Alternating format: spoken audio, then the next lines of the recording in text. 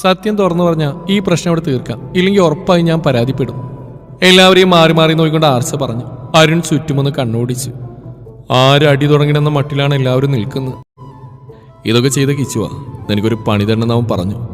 നിങ്ങളുടെ പ്രണയത്തിന്റെ പേരും പറഞ്ഞ് വിവാഹം മുടക്കാൻ ശ്രമിച്ച എല്ലാവരും എനിക്കെതിരെ തിരിയൊന്ന് കണക്കൂട്ടി. ഒരു മിനിറ്റ്, ഇതിനിടയിൽ കല്യാണം മുടങ്ങിയാലോ? പെട്ടെന്ന് ആർച്ച ഇടയിൽ കയറി ചോദിച്ചു. അത് ആദ്യ ഇതിനുണ്ടായ ഉത്സാഹമൊന്നും കിച്ചുവിന് ഇപ്പോൾ യുവാത്തിനില്ല. മുടങ്ങിയാൽ മുടങ്ങട്ടെ എന്നായിരുന്നു. പിന്നെ തീയതി വരെ നോക്കി തീരുമാനിച്ച സ്ഥിതിക്ക് ഈ പ്രശ്നം എന്തായാലും സംസാരിച്ച് തീർക്കുന്നു അവനറിയാം. അതിനുള്ളിൽ നിന്നെ ഒന്ന് നാണം കെടുത്തി വിടണമെന്നായിരുന്നു പ്ലാന്. പിന്നെ കിത്തുവിൻ്റെ കയ്യിലുണ്ടായിരുന്ന എൻ്റെ ID പ്രൂഫിൻ്റെ ഒരു കോപ്പി എടുത്ത് സിം എടുത്തു. ഫോട്ടോ എൻ്റെ ഫോണിലുണ്ടായിരുന്ന എഡിറ്റ് ചെയ്ത് ശരിയാക്കി. പിന്നെ ശബ്ദമായിട്ട് സംസാരിക്കുന്ന എൻ്റെ ഒരു ഫ്രണ്ടിനെ ഏർപ്പാടാക്കി. പറഞ്ഞു തീരുന്നതിന് മുമ്പ് അരുണിൻ്റെ മുഖത്ത് ആദ്യത്തെ അടി വീണു. കവിള് പൊത്തിപ്പിടിച്ച് അവൻ നേരെ നോക്കി. ആർച്ച മുന്നിൽ നിന്ന് പല്ലടിക്കുന്നുണ്ട്. ഏട്ടനെ പോലെ എന്നൊക്കെ പറഞ്ഞിട്ട് അവൻ കണ്ണുമിഴിച്ചു. ആർച്ചയുടെ മുഖം ചുവന്നു. നിന്നെ പോലെ ഇത്രയും തരം താഴ്ന്ന പണിയുന്ന ഒരുത്തിനെ ഏട്ടനെന്ന് വിളിക്കാൻ എനിക്ക് വട്ടല്ലേ? ആർച്ച അവന് നേരെ ചീറി. ഇതൊക്കെ കണ്ട് പകച്ചു നിന്ന കിച്ചുവിന്റെ മുഖത്ത് രണ്ടാമത്തെ അടി വീണു. ആർച്ച അവന് നേരെ വിരൽ ചൂണ്ടി നിന്ന് വിറച്ചു. അന്ന് നിന്റെ വീട്ടിൽ നിന്ന് ഇറങ്ങി വന്ന സമയത്ത് നിന്റെ അനിയത്തെ ഞാൻ മറന്നു കളഞ്ഞതാ. ദേഷ്യമില്ലാത്തതോ പ്രതികാരം ചെയ്യാൻ അറിയാത്തതൊന്നുമല്ല. നിങ്ങൾ രണ്ടുപേരും എന്നെ സംബന്ധിച്ച് ജീവിച്ചിരിക്കുന്ന പോലുമില്ല. പക്ഷെ വീണ്ടും നീ എന്നെ ചൊറിയാൻ വന്നു. വേണ്ടാന്ന് കരുതി ഒഴിവാക്കി വിട്ടതാ. പക്ഷെ നീ ചോദിച്ചു വാങ്ങിക്കുവാ. കുറച്ചു ദിവസം മുമ്പ് മാറ്റിവെച്ച വെടിക്കെട്ടിന് അവൾ സന്തോഷപൂർവ്വം തിരികൊളുത്തി. പിന്നെ അത് പരത്തും ശരത്തും ആരവും ഏറ്റെടുത്തു. ഏറുപടക്കം, മോലപ്പടക്കം, മാലപ്പടക്കം, ഗുണ്ട്, ഗർഭം കലക്കി തുടങ്ങിയവ താളത്തിൽ പൊട്ടി തുടങ്ങി. ഓരോന്നും പൊട്ടുന്നതിനനുസരിച്ച് കിച്ചുവിന്റെയും കൂട്ടരുടെയും കണ്ണിൽ വിവിധ രൂപത്തിലുള്ള തിളക്കത്തിലുമുള്ള നക്ഷത്രങ്ങൾ തെളിഞ്ഞു മറിഞ്ഞു കൊണ്ടേയിരുന്നു. മുതുകിൽ ചൂടറിഞ്ഞതും കലേഷ് അറിയാതെ നിലവിളിച്ചു പോയി. ഒട്ടും താമസിക്കാതെ കിച്ചുവിന്റെ ശബ്ദം കൂട്ടുവന്നു. മൂന്നാമത്തെ നിലവിളി ഇത്തിരി വ്യത്യസ്തമായി വേറെ ഏതൊരു ഭാഷയിൽ വന്നവിടെ എല്ലാവരും ഒരേപോലെ തിരിഞ്ഞു നോക്കി. കാലകേയം പറയോ ഇതുപോലെയുള്ള ഭാഷ? സുധീഷാണ് അതിന്റെ ഉറവിടം. മൂക്കിൽ കിട്ടിയ ഇടിയുടെ അനന്തരപരമാണ് ഈ ഭാഷയിലുള്ള നിലവിളി. സന്തോഷിനെയും സതീഷിനെയും ഒഴികെ ബാക്കി 4 പേരെയും നല്ല കാര്യമായി തന്നെ പിള്ളേര് തലോടി വിട്ടു. ദേഷ്യാണോ വല്ലപ്പോഴും ഇടിച്ചു പഠിക്കാൻ കിട്ടിയ സന്തോഷാണോ കാണിച്ചെന്ന സംശയം ഇല്ലാതില്ല. എന്തായാലും കലേഷിനെ കൊണ്ട് പറഞ്ഞതിന് എല്ലാത്തിനും മാപ്പും പറയിപ്പിച്ചാണ് വിട്ടത്. അയ്യോ, എന്നാലും കണ്ണിച്ചോറില്ലാതെ എന്ത് തല്ലാത്തേ അവരുടെ തലയിൽ ഇടിത്തി വീഴണേ. കവിത കണ്ണിൽ നിന്ന് 2 കുടം കണ്ണീരും അരക്കുപ്പി മൂക്ക് നീരും പിഴിഞ്ഞ് സാരിയിൽ തുടച്ച് നിലവിളിച്ച്. പിന്നെ സ്വന്തം കയ്യിരിപ്പ് കൊണ്ട് നാട്ടുകാരുടെ കയ്യിൽ നിന്ന് തല്ലും വാങ്ങിച്ചു വന്നിട്ട് ചോദിക്കുമ്പോ ഇടുത്തി എടുത്തിടാൻ ഞാനിവിടെ ഇടുത്തി ഉണ്ടാക്കുന്ന മെഷീൻ വെച്ചിരിക്കുമല്ലേ. ഒന്ന് പോതള്ളേ. ഇന്നത്തെ ദിവസം ആകെ മൊത്തം ടോട്ടൽ കിട്ടിയ പരാതിയും പരിഭവവും ഒക്കെ പ്രയോറിറ്റി അനുസരിച്ച് എടുത്തു വെച്ച് കൈ കാഴ്ച ക്ഷീണിച്ചിരിക്കുന്ന ദേവി കണ്ണുരുട്ടിയെ നോക്കി. മൂക്കി പിടിച്ച കൈ അമ്മ തുടച്ചോ എന്നാണ് ആ സമയത്ത് കിച്ച് നോക്കിയത്. പരാതി കൊടുക്കണം, ഇതങ്ങനെ വെറുതെ വിടാൻ പറ്റില്ല സന്തോഷേട്ടാ. നമ്മുടെ മോനവര് നോക്കിയേ. കിച്ചുവിന്റെ പുറത്ത് ചോന്നെടുക്കുന്ന പാടിൽ വന്ന് തൊട്ടു നോക്കി ദേഷ്യത്തോടെ അവർ പറഞ്ഞു.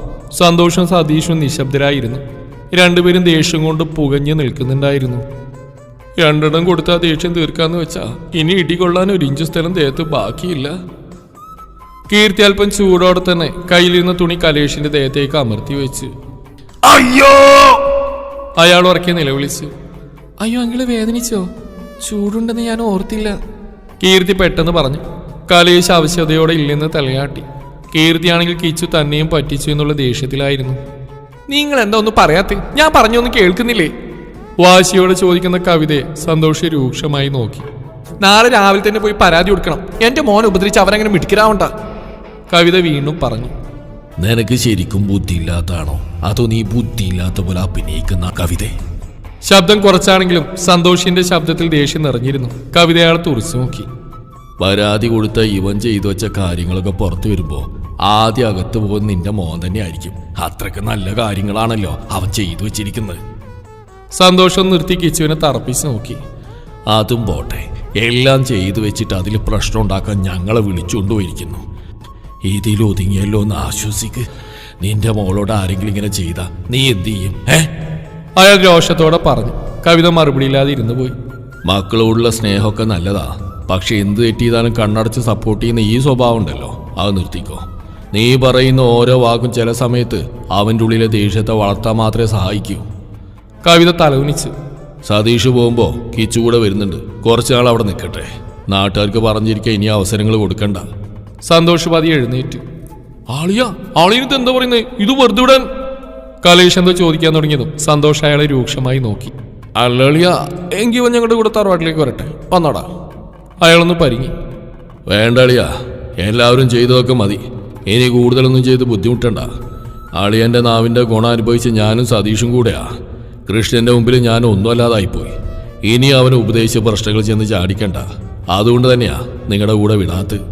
സന്തോഷ് പറഞ്ഞു നിർത്തിയതും കലേഷിന്റെ മുഖം വിളറി. അളിയ, എനിക്കൊന്ന് കിടക്കണം. കൂടുതൽ സംസാരത്തിന് ഇടം കൊടുക്കാതെ സന്തോഷ് മുറിയിലേക്ക് പോയി. പുറകെ ഫോൺ എടുത്ത് സതീഷും പോയി. കീച്ചു എന്തോ പോയ അണ്ണാനെ പോലെ ഇരുന്നു. എന്തൊക്കെയായിരുന്നു. സിം എടുക്കുന്നു, ഫോൺ വിളിക്കുന്നു, ആർച്ചയെ നാണം കെടുത്താൻ പ്ലാൻ ചെയ്യുന്നു. ഒടുവിൽ എന്തായി? പവനായി, ശവമായി. കീച്ചുമോൻ പ്ലിങ്. ധനനഷ്ടം, മാനഹാനി, മാനനഷ്ടം. ആരുടെക്കോ ഭാഗ്യത്തിന് കാരാഗ്രഹം ജസ്റ്റ് മിസ്. കയ്യിലിരിക്കുന്ന പായസത്തിന് അറഞ്ചപ്പുറച്ച് ആക്രമിക്കുന്ന ആർച്ചയെ നന്ദകുമാർ ദേഷ്യത്തോടെ നോക്കി. എവിടെ കുട്ടിയാന്നും കണ്ട പോലും ഇല്ല. കുറച്ചും നടത്തിയ വെടിക്കെട്ടിന്റെ ക്ഷീണം തീർക്കാനുള്ള പരാക്രമത്തിലായിരുന്നു 5 പേരും. പരാക്രമം പായസത്തിനോട്. നിനക്കൊന്നും പറയാനില്ലേ കൃഷ്ണ? രാമചന്ദ്രനുമായി സംസാരിച്ചിരുന്ന കൃഷ്ണകുമാർ തലയുയർത്തി നോക്കി. എല്ലാവരും പോയപ്പോഴേ പോവാനിറങ്ങിയ രാമചന്ദ്രനെയും മറ്റും പിടിച്ചിരുത്തിയത് അച്ഛമ്മ തന്നെയാണ്. എന്താ ഏട്ടാ? അയാൾ മുഖം ചുളിച്ച് ചുറ്റും നോക്കി. എല്ലാവരുടെയും മുഖത്ത് അതേ ഭാവം തന്നെയായിരുന്നു.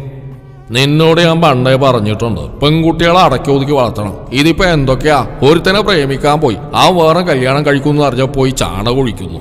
പിന്നെ അതിന്റെ പേരിൽ പ്രതികാരം. ഇവൾക്ക് അടങ്ങി ഒതുക്കി നിൽക്കാൻ വയ്യേ. ഇനി ഇതിങ്ങനെ വിട്ടാ ശരിയാവില്ല. ആരുവിന്റെ കാര്യത്തിൽ ഞാൻ ഒരു തീരുമാനം എടുത്തിട്ടുണ്ട്. നന്ദകുമാർ കത്തി കയറുന്നുണ്ട്. ശരത്തും പരത്തും ആർച്ചയെ നോക്കി. നമ്മളിതൊക്കെ എത്ര കണ്ടതാ എന്ന പാത്രത്തിലിരുന്ന് പായസം കഴിക്കുന്നുണ്ട്. ആരവിനും ദേവനും പോലും സെയിം ഭാവം. അതോടെ അവർക്കൊരു കാര്യം മനസ്സിലായി. ഇത് സ്ഥിരം കലാപരിപാടിയാണെന്ന്. ഏട്ടൻ എന്താ പറഞ്ഞു വരുന്നത്? കൃഷ്ണകുമാർ നിവർന്നിരുന്നുണ്ട് അയാളെ നോക്കി. ആർച്ചയുടെ വിവാഹം.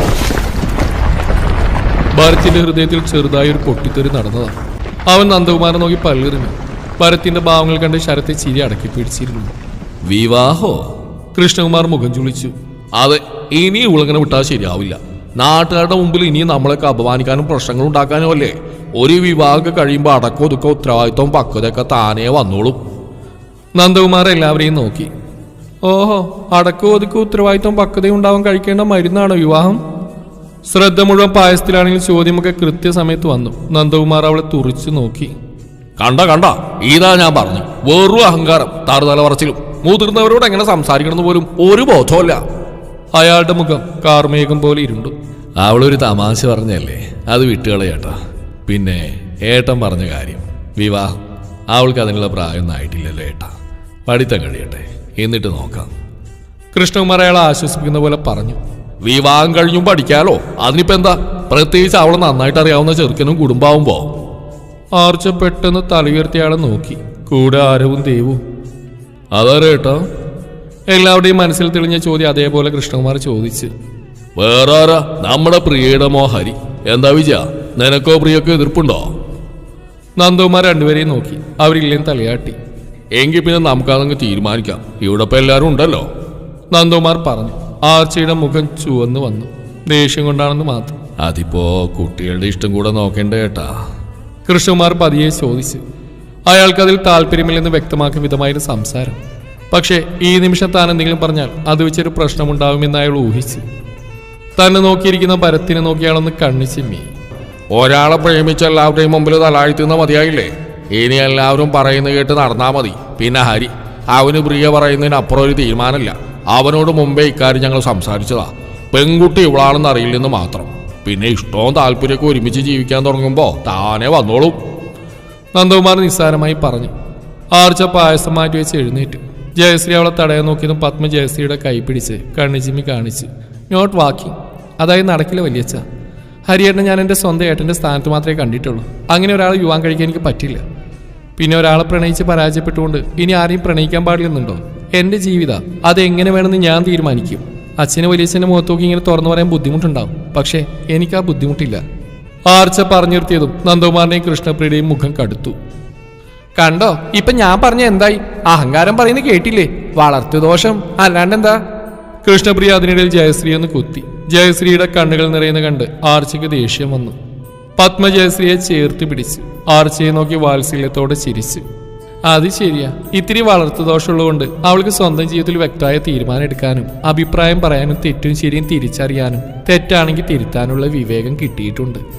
സത്യം പറഞ്ഞാൽ ആരുവിനെ പോലെ ഒരു മോളെ കിട്ടിയതിന് എനിക്ക് ജയയോട് അസൂയ പോലും തോന്നിയിട്ടുണ്ട്. പത്മ പറഞ്ഞു കേട്ട് ജയശ്രീ മുഖം അമർത്തി തുടച്ചിരിക്കാൻ ശ്രമിച്ചു. ഓ, വിരുന്നുകാരിപ്പോ വീട്ടുകാരായോ?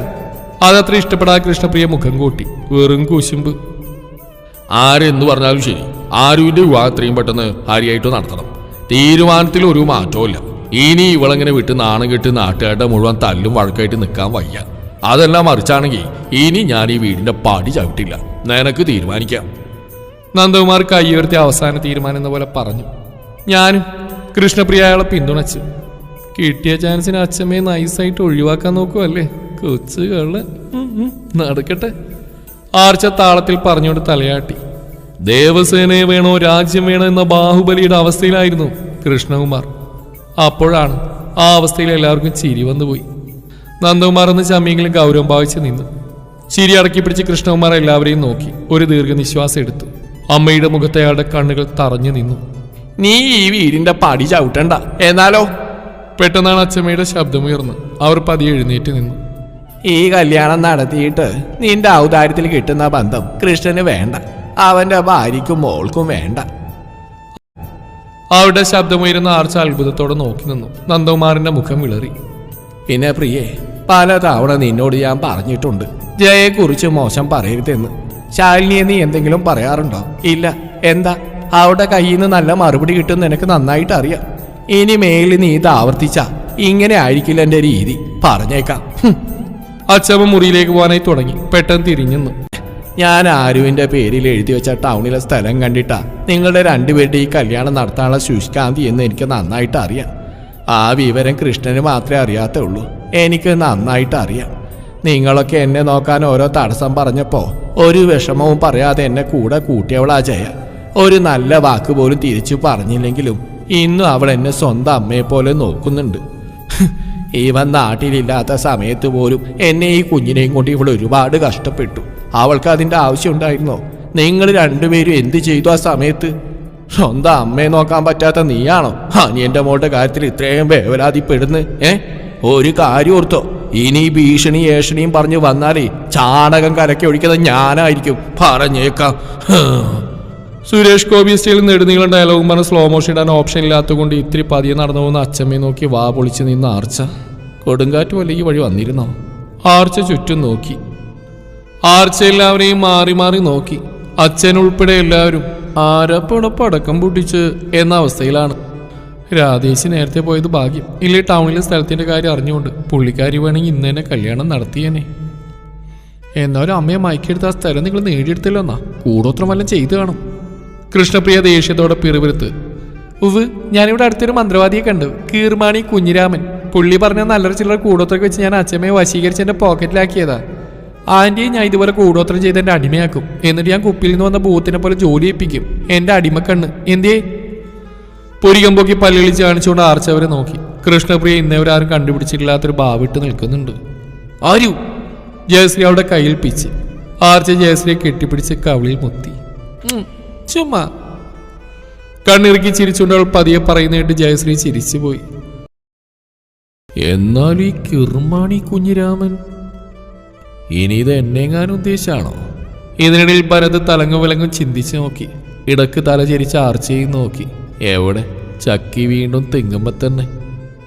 പുള്ളിക്കാരി ഫോണിൽ വീണ് കിടക്കുന്നുണ്ട്. കൂടെ ആരവും ദേവും.